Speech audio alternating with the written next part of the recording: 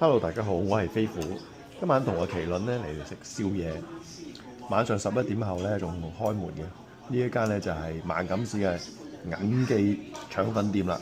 睇個招牌先。我叫呢個咧就係臘魚韭黃腸粉，十分之正。麒麟嗰個咧就係鮮蝦韭黃腸粉，咖喱魚蛋。